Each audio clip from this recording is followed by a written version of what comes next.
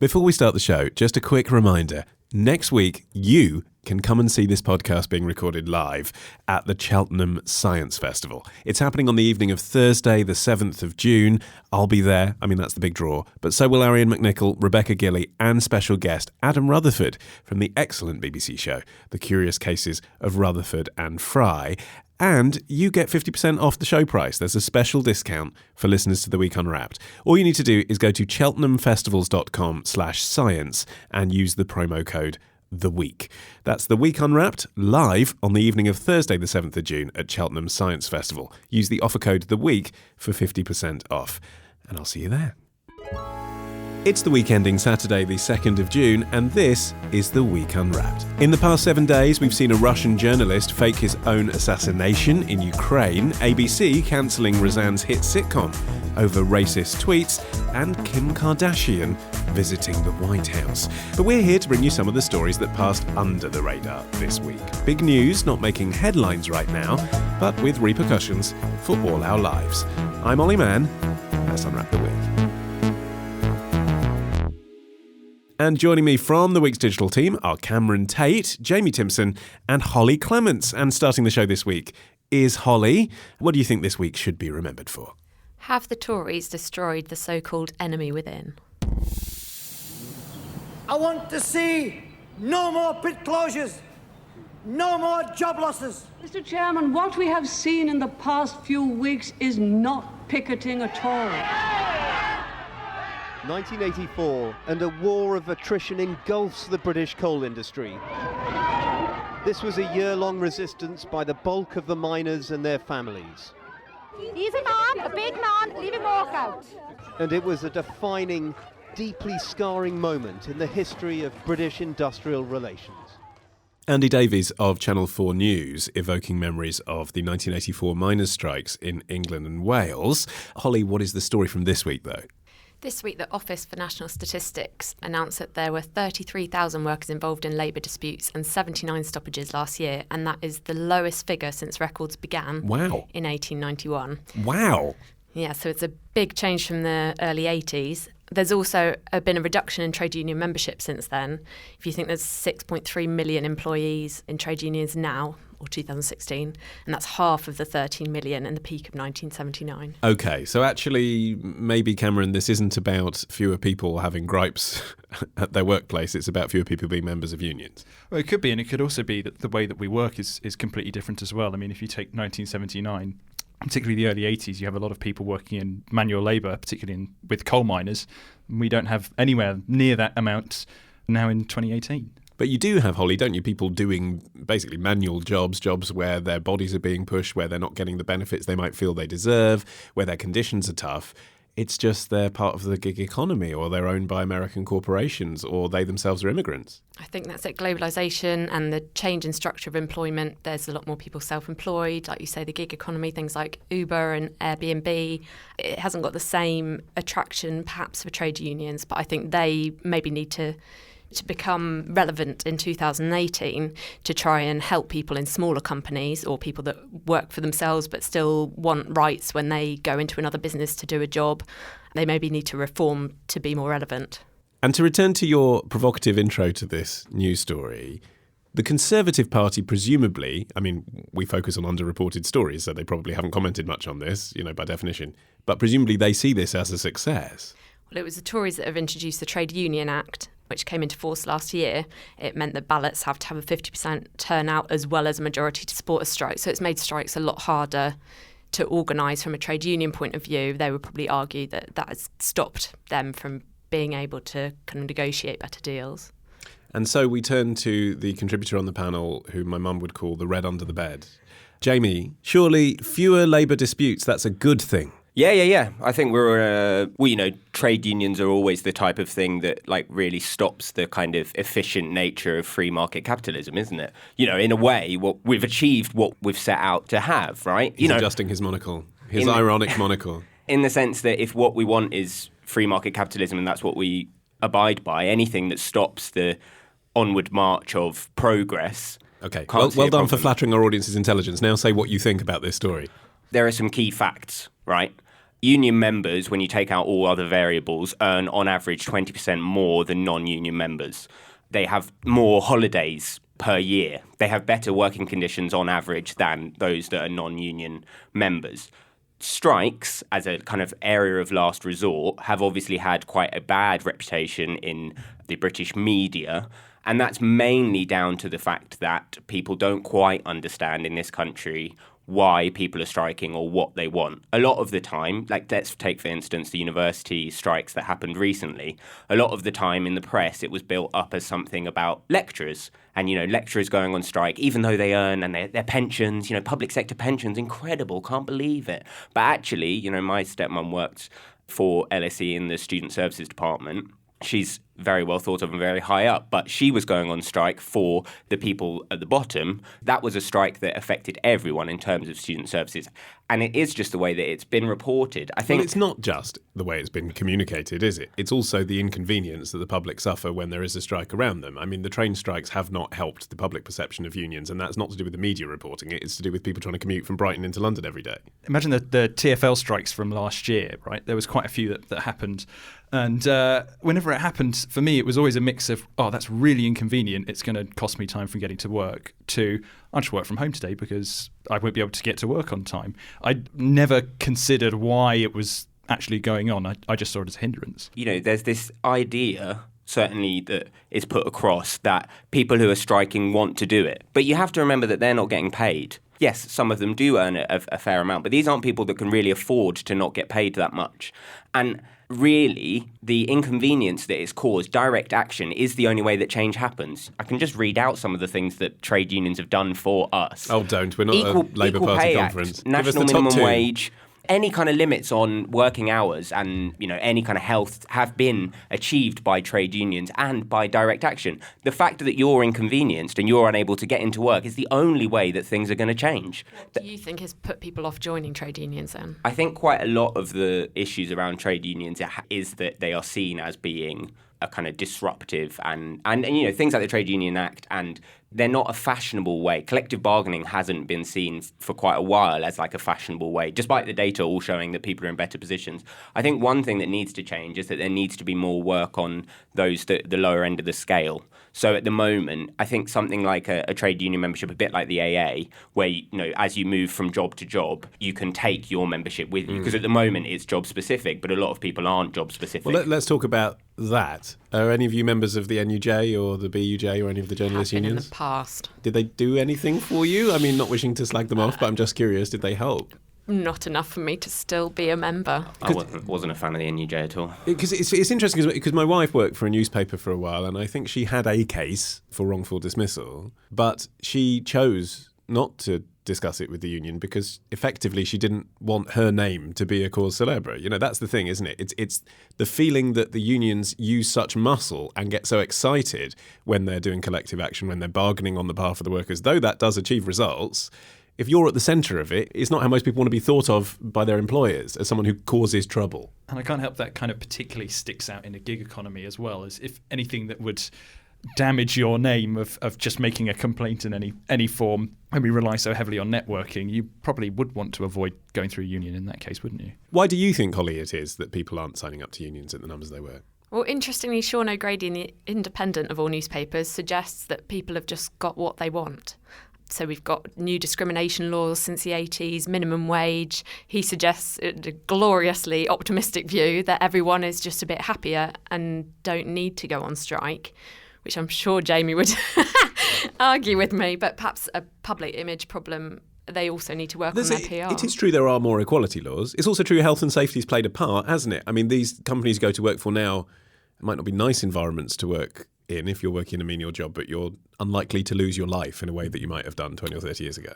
Yeah, I think, gradual improvement is an important thing to highlight, but it's not the be-all and end-all. You only have to look at the people, on this programme we've talked about before, the people who died due to working in the gig economy and not having their benefits provided for them. What do you think this means as well for the party of the workers, for Labour? I mean, Corbyn is a former trade union official, and he's doing a better job, if you will, than Blair in trying to get their support. There's 14 currently affiliated to Labour, and RMT seems to be considering coming back after severing ties during the Blair years. That's the rail union for people listening overseas. But what help is it if their numbers are reducing for Corbyn's popularity compared to the 80s? If you've got 30 million people in trade unions and now that's halved, I guess maybe he's going to have to look elsewhere, maybe with coming up with more support for 0-hour contract workers or self-employed. They need to find a way of reaching out to those people that are in the precarious jobs, because that probably is where the trade unions need to look. Well, also, I suppose if you're a lefty person and you are of a younger generation, or you're not from a part of the country where traditionally there's been strong unions, what do you think those people think the solution is if it isn't unions? What are they doing instead? I mean, are they just outing companies on social media for bad practice, or do they just not think it's in their domain to do anything about it? It's an inertia that has kind of taken over, where people feel, because of the lack of jobs, people feel they're so lucky to even have a job. We're in a position where we've had the lowest wage growth of any European country except Greece. But also the lowest unemployment historically for a while as well, technically. Yeah, I think that's partially because we keep cutting off the people in, JSA, Job Seekers Allowance. We keep cutting people off and saying, oh, they've fallen out the net. They must be employed. And self-employment as well, yeah. My personal opinion is that when there is a Labour government, which there will be at some point in the future, and more is invested into the economy and there's more public spending and wages do eventually rise again, people will start joining trade unions again to make that jump when they start having more permanent employment, because of the fact that you are getting paid 20% more. And it's just when that tips over, when you're no longer just happy because you've got a job, but actually what you want is to be paid fairly and correctly. But, I mean, we've talked about this on the show as well. The world of work has changed so that people who are, broadly speaking, let's say 30 and under, might be going into a world, and this might be necessity that's forced them into this, but they might be going to a world where they don't see themselves as not just having a job for life, but actually having a particular career for life, where they might see themselves as, well, I do this, but I also do this in the evenings, and I'm working to a world where I want to be working 4 days a week, and I want to have flexible hours, and I want to be at home for my kids. And actually, that doesn't really fit with the union model, does it? Which is basically about working set hours in a set industry. I think what Jamie was saying about taking union membership from one job to another would kind of solve that problem. Whether you can galvanise people that work in lots of different jobs to go on strike, for example, what impact that would have. You'd need a lot of people. It would need to be like a national strike scenario, or people in a lot of jobs at the same time taking the same day off for it to actually make an impact. But there are increasing numbers of people, I mean, who might work in a shop on a Tuesday and a Thursday, and at the weekend they might be doing PR marketing emails for a company from home. Like, what's the union for them? Well, for those people, they're probably most in need of some help with making sure that they are being paid correctly and they do get holiday pay, sick pay, maternity pay in a job where they might be working part-time hours. They're probably in most need of help. So perhaps that's where the trade unions need to step up their game. But there's also room, as you say, an alternative for trade unions is probably expensive lawyers. If you're getting made redundant or you've got an issue and you want to go to an employment tribunal, you're probably going to go to a solicitor to help you, and that's going to inevitably cost you more money than probably a trade union membership. Legal advice is so important. When you have the cuts that are currently happening in legal aid and in the justice system in general, the fact that trade unions can provide any kind of legal advice to people who are in their most vulnerable place, it's just such an important function. Next up this week, it's Cameron. What do you think this week will be remembered for? Well, it looks like the public may have fallen out of love with Elon Musk. First thing I want to talk about is range, because Tesla say this will do 351 miles between charges. But in my experience, electric cars never do the range that How extensive is your experience, Jeremy? How many electric cars have you driven? 2. Ah. Both of them failed to do the range that the manufacturer said they would do. Because it depends on temperature, it depends on a million things. And anyway... As you've said, legally, we need to make very clear, it depends. It depends on the conditions. Most people are not driving like a maniac like you. I'm not. I'm doing 34 miles an hour. At the moment.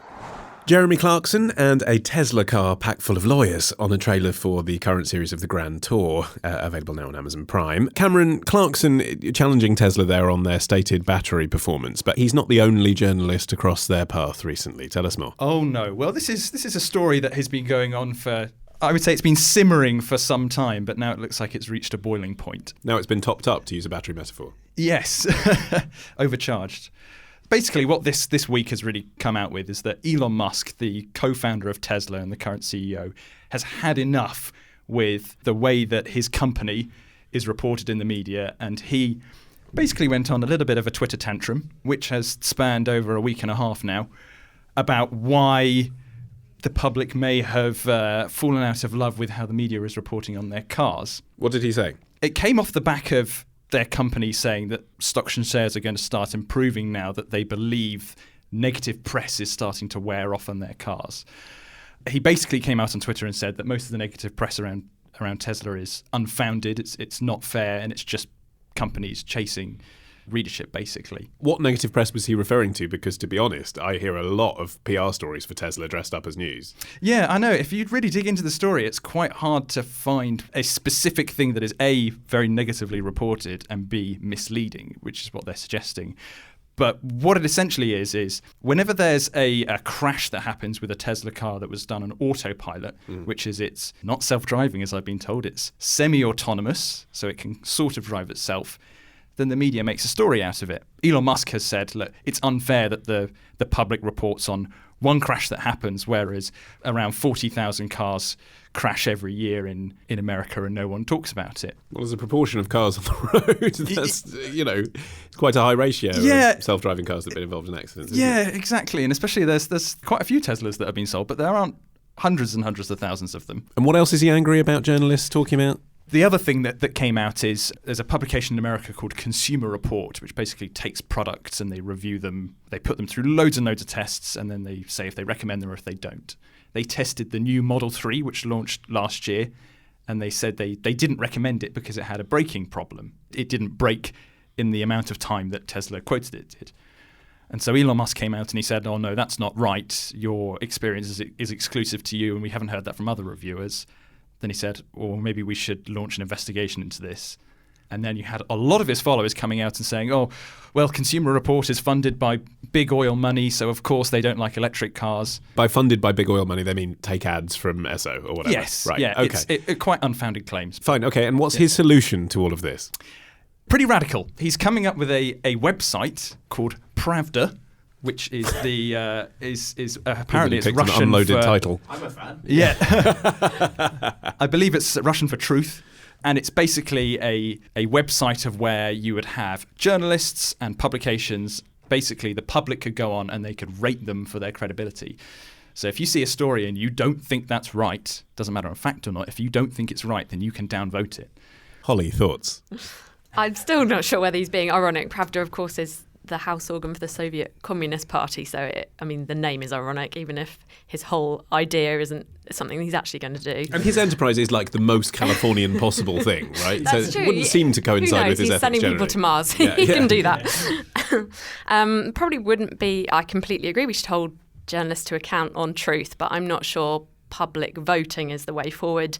Maybe some other form of truth reveal, like fact-checking, is probably more likely to be efficient. He seems to have a problem where they're trying to obviously raise money, so a lot of his stocks and shares are based on reputation. That's obviously why he's angry this week, but I'm not sure the Trump style attacking all journalists is going to really wash. Does he have a point, though, Jamie, about the funding of media companies, which is based largely on advertising, and advertising does come from companies that promote products that include the oil industry? Is he right that might influence the way reviews are written about electric cars? Yeah, I definitely think that you have to look into the funders of newspapers. Literally just this week, very recently, Open Democracy ran a story about how George Osborne, the editor of the London Evening Standard, has been shopping around editorials and opinion pieces to big companies. Google is apparently one that's bought in Uber. The kind of coverage that money couldn't buy was the quote phrase, except that now it turns out that it is the kind of coverage that money can buy. That has, been picked up more recently today, and it does seem quite shocking. But you do have to look at, because, as I'm sure Cameron would attest to, people use these places like Consumer Report as if it's gospel. And you do have to wonder, reviews have always been an issue, whether or not what journalists take and what they don't. And you do have to wonder, what position they have on all of these issues. I have always been quite a big Elon Musk fan, not necessarily personally, but certainly the things, things like SpaceX and Solar City. I definitely recommend people read up about the ideas that he has. And he has really, the things that have come to fruition have been incredible. And I do think he's one of those people that is a visionary. He just might not be that great a person. I mean, what's the counter view on Elon Musk, Cameron? It strikes me that it might be a bit like with Richard Branson, I suppose. Here's someone who wants to portray essentially the friendly face of capitalism. So they come up with lots of bold ideas, which, I mean, fair enough, life is short. They want to say these are things I'd like to achieve. But really, it's about selling a basic consumer product. Oh. Richard Branson, it's flights, and Elon Musk, it's cars. You're bang on with that. So I think what this has really come down to is that Elon Musk is known for making some pretty bold promises. Let's say, for instance, the Tesla Model S, which was their first proper production car. They had a sports car before it, but the Tesla Model S is an electric saloon. Came out in 2012, and it was cost about $80,000, right? But Elon Musk had said before that it was meant to launch in 2007, and that a cheaper version was going to be coming out in 2010. The car that was meant to come out in 2007 didn't actually arrive until 2012, and the cheaper car didn't arrive until 2017. It's a lot of bold promises and overhyping the media. Everyone's getting so hyped up about what's Tesla going to do. It's going to completely revolutionize the car industry. And then when there are these, relatively speaking, quite small faults, it angers people because it's like you've really built us up to be this amazing car company, and you've got faults like everybody else does. But he pushes himself as he can't get annoyed at people picking at him when he's so ready to come up with the stories. The great thing about entrepreneurism is that you've got to create a great story about your company and about you and who you are. And he's done that time and time again. He's created this brilliant story. So in a way, you do feel like it's a bit hypocritical of him to turn around and be like, whoa, guys, why are you being so harsh? You're not that harsh about everyone else. And also, I mean, is this just, Holly, him being savvy about the era in which he's living? In the Obama era, he was an eco-warrior who was interested in saving the planet. And in the Trump era, he's all about crushing fake news, which is basically people who don't like him. It does strike me that he and Trump just use Twitter to bash journalism, whereas they've got the perfect platform to actually go through line by line the apparent lies that have been told about them and show evidence for why he thinks they are lies. But they don't do that. Instead, they've just gone for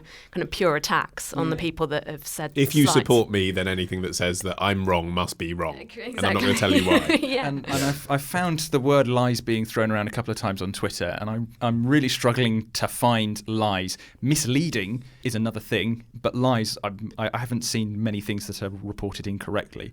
One of the beefs that they had is there's a new performance version of the Model 3 coming out soon. They don't know how much it's going to cost, but it's going to cost a little more than the base version. So Bloomberg ran a headline that says you'll now be paying X amount more for your Tesla Model 3. And they said that was misleading because it made it look like you'd be paying more for a base Model 3 and not the faster one. So I understand the argument for the headlines are being misleading, but I've not seen lies. Yeah, I think partially, as well as the Consumer Report thing, this week there's been a lot of talk about I've read one case particularly, but there has been many cases of malpractice in Tesla factories, in particular one case of a guy who ended up with like real serious burns and being unable to work because he was put in unsafe conditions in the factory. Elon Musk says that actually it wasn't anything to do with them and that the conditions were set by the contractor that he was working for. But I think it does really highlight the kind of the idea around Tesla was meant to be good for the planet, and Musk is meant to be this person who pushes forward these ideas that are great for humanity, and yet he still falls foul of all of the same things that Steve Jobs did, that all of these entrepreneurs had, where actually, if you're dancing to the tune of capitalism, you're going to end up hurting a lot of the people at the bottom. We hear quite a few reports of issues going on in their factory, but I think it links... No union. But I think it links to the overall picture of the way that things are reported, because I'm pretty sure you're going to get the same kind of things in other, I'm not going to name names, but other big car manufacturers, and we don't talk about them because they're not sexy. They're not sexy anymore. Whereas electric car, it's new, driverless, everyone's talking about it. Finally, Cameron, I mean, part of your job at The Week is actually to read other publications that write about technology and cars, find the best ones that you trust and compile them into articles. Who do you trust? Like, actually, do you ever think that stuff's compromised because of advertisers, or is there a brand or a publication that you always think gets it right? There are certain ones that I would definitely go to, and the way that I would construct a story is to try and cut out any of the drama. If there is a criticism towards a semi-autonomous car, not autonomous as I've been told, I try and cut out the things that try and slam it for the sake of being dramatic. If there is a fundamental issue with a semi-autonomous feature, then I'll figure out what that is and then include it in the story. But there are plenty of publications, aren't there, that claim they do completely independent, non-biased reviews. Is there one that you think it genuinely does? I think there's a great Dennis publication. Which you're saying with genuine no bias. Yeah, Car Buyer I think does great coverage of, because it's basically designed for consumers buying cars. What Car as well, one of their rivals. I think you'll get a very good report with them, and Consumer Report. You know, at the end of the day, it was a very, very good coverage that they did on the Model 3, and Musk did later admit that the car had a braking problem. It was updated, all thanks to Consumer Reports. So take that, Musk. Jamie, you're next. What do you think this week will be remembered for? Was this the week we finally lost our marbles? It seems to me there is such a clearly unique case to be made. There was an individual who went specifically and fraudulently took away from a building vital pieces of a narrative frieze and the metaphors that described that city's existence at the time when that country was under occupation. 20 years later, it was a country again, and Athens was its new capital, and we should have said, well, we've saved them for you, now it's time we can give them back to you. Okay. Well, it doesn't mean we have to give back the Rosetta Stone. To whom will we give it back? We don't know to whom it belongs, but we do know to whom the Parthenon belongs. Okay. It belongs to the people of Athens and the people of Greece. Stephen Fry debating the return of the Elgin marbles at an event hosted by Intelligence Squared back in 2012. You can find the whole debate on their YouTube channel. Jamie, the Elgin marbles, for those not in the know, what are they and why are they so controversial? So half of the Parthenon, we are all aware of what the Parthenon is. Well, explain for people who aren't. It's a jolly big building in the centre of Athens. I actually went, and they were a year and a half ago. Very good. I highly recommend Athens. Very good. I highly recommend Athens as a thumbs up, ancient architects. As a tourist destination. I don't know what Consumer Report would say about the Parthenon, but there was actually scaffolding all over it, so I was a bit pissed off when I went. It's a big old building. It's a bit, yeah. Okay, and half of the original Parthenon, the kind of marble, half of it is in Athens in a museum, wonderful museum, do go, and half of it is in the British Museum. The reason for this is that a Scottish philanthropist and also archaeologist interested in buildings, Lord Elgin, basically just ripped it down and took it back to the UK. The argument has always been that we kept half of the marbles because the Greeks were run by the Ottomans, who people didn't think were going to be very good at holding on to. But they've always wanted it back. The Greeks have asked for it back consistently. We've said no. The reason that it's in the news this week, Ollie, yes. I can see you're desperate to know the connection. Well, I think I'm representing the audience. Yeah. Jamie, seriously, decades-old debate. So what? This week, President Macron appointed, of France, 2 African historians to look at and actually put in place the giving back of somewhere in the region, I think, of 5,000 artifacts back to Africa.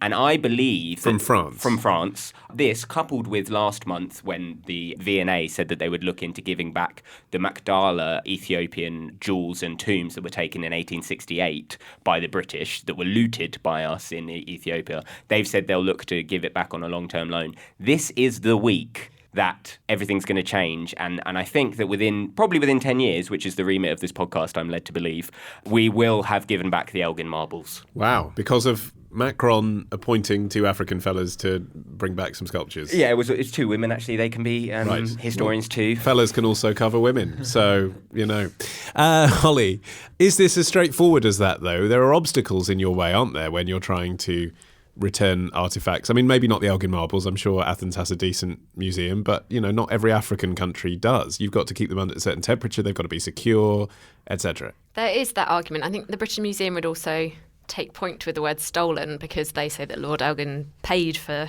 them legally and did a deal with the Ottoman Empire. So do you draw a difference between things that have been properly looted, as we would see stolen, or deals made with occupying forces? Do you know something is going to be an occupying force at the time, or is that retrospect when you look back, the Ottoman Empire could have lasted forever, in which case would we have a legal entitlement to them now?